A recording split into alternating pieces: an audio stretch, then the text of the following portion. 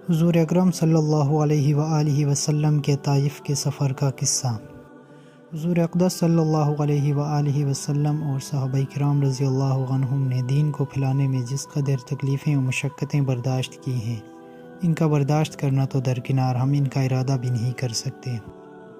دوستو، نبوت مل جانے کے 9 برس تک نبی کریم صلی اللہ علیہ وآلہ وسلم مکہ مکرمہ میں تبلیغ فرماتے رہے اور قوم کی ہدایت اور اصلاح کی کوشش فرماتے رہے، لیکن تھوڑی سی جماعت کے سوا جو مسلمان ہو گئی تھی اور تھوڑے سے ایسے لوگوں کے علاوہ جو مسلمان نہ ہونے کے باوجود آپ صلی اللہ علیہ وآلہ وسلم کی مدد کرتے تھے، باقی تمام تر کفار آپ صلی اللہ علیہ وآلہ وسلم کو طرح طرح کے تکلیفیں و مصیبتیں پہنچاتے تھے، مذاق اڑاتے تھے اور جو ہو سکتا تھا اس سے درگزر نہیں کرتے تھے۔ حضور صلی اللہ علیہ وآلہ وسلم کے چچا ابو طالب بھی انہی نیک دل لوگوں میں سے تھے جو باوجود مسلمان نہ ہونے کے آپ صلی اللہ علیہ وآلہ وسلم کی ہر قسم کی مدد فرماتے تھے۔ جب نبوت ملنے کے 10ویں سال آپ صلی اللہ علیہ وسلم کے چچا ابو طالب کا انتقال ہو گیا تو کافروں کو اور بھی کھل کر آپ صلی اللہ علیہ وسلم کی مخالفت کرنے اور آپ کو تکلیف پہنچانے کا موقع ملا۔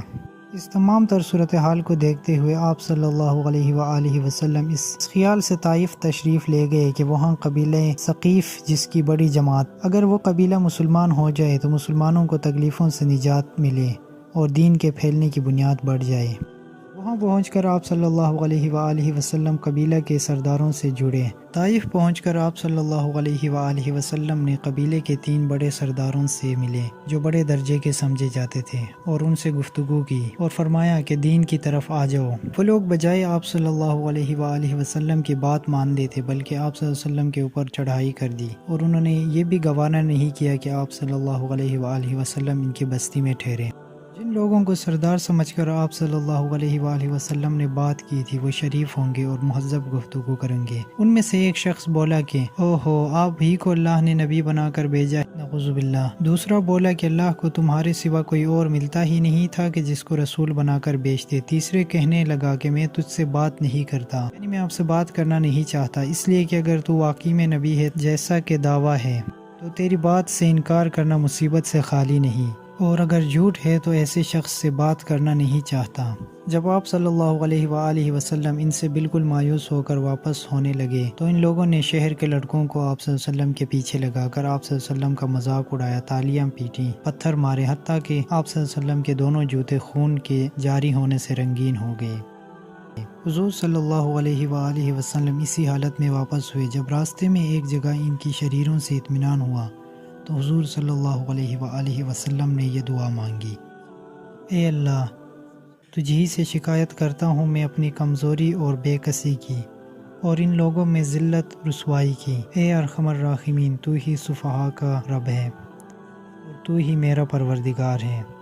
تو مجھے کسی کے حوالے کرتا ہے، کسی اجنبی بیگانے کے جو مجھے دیکھ کر ترشرو ہوتا ہے اور منہ چڑھاتا ہے، یا کہ کسی دشمن کے جس کو تو نے مجھ پر قابو دے دیا۔ اے اللہ، اگر تو مجھ سے ناراض نہیں تو مجھے کسی کی پرواہ نہیں۔ تیری حفاظت مجھے کافی ہے، میں تیرے چہرے کے اس نور کی طفیل جس سے تمام اندھیرے روشن ہو گئی اور جس سے دنیا اور آخرت کے سارے کام درست ہو جاتے ہیں، اس بات سے پناہ مانگتا ہوں کہ میں تیرا غصہ ہوں یا تو مجھ سے ناراض ہو۔ تیری ناراضگی اس وقت تک دور کرنا ضروری ہے جب تک تو راضی نہ ہو۔ نہ تیرے سوا کوئی طاقت ہے نہ قوت۔ سبحان اللہ۔ مالک الملک کی شان قہاری کو اس پر جوش آنا ہی تھا کہ حضرت جبرائیل علیہ السلام نے آ کر سلام کیا اور عرض کیا کہ اللہ تعالیٰ نے آپ کی قوم کی وہ گفتگو جو آپ سے ہوئی سنی اور اس کے جوابات سنے، اور ایک فرشتہ کہ جس کے متعلق پہاڑوں کی خدمت ہے آپ کے پاس بھیجا ہے کہ آپ جو چاہیں اس کو حکم دے۔ اس کے بعد اس فرشتے نے سلام کیا اور عرض کیا کہ جو ارشاد ہو میں اس کی تکمیل کروں گا۔ ارشاد ہو تو دونوں جانب کی پہاڑوں کو ملا دوں جس سے یہ درمیان میں کچل جائیں، اور جو سزا آپ تجویز فرمائے۔ حضور صلی اللہ علیہ وآلہ وسلم کی حضور کی رحیم و کریم ذات نے جو جواب دیا کہ میں اللہ تعالیٰ سے اس بات کی امید رکھتا ہوں کہ اگر یہ مسلمان نہ ہوئے تو ان کی اولاد میں سے ایسے لوگ پیدا ہوں گے جو اللہ تعالیٰ کی پرستش کریں اور اس کی عبادت کریں۔ سبحان اللہ۔ دوستو، حضور صلی اللہ علیہ وآلہ وسلم صبر اور استقلال کا پہاڑ تھا۔ تمام تر تکلیفوں و مصیبتوں کے باوجود بھی آپ صلی اللہ علیہ وآلہ وسلم نے زندگی میں کسی کو بد دعا نہیں دیا اور ہمیشہ صبر اور استقلال سے کام لیا ہے۔ بے شک اللہ صبر کرنے والوں کے ساتھ ہوتا ہے۔ اللہ تعالیٰ مجھے، آپ کو اور ہم سب کو صبر کرنے، نیک اعمال کرنے اور آگے بڑھنے کی توفیق عطا فرمائے۔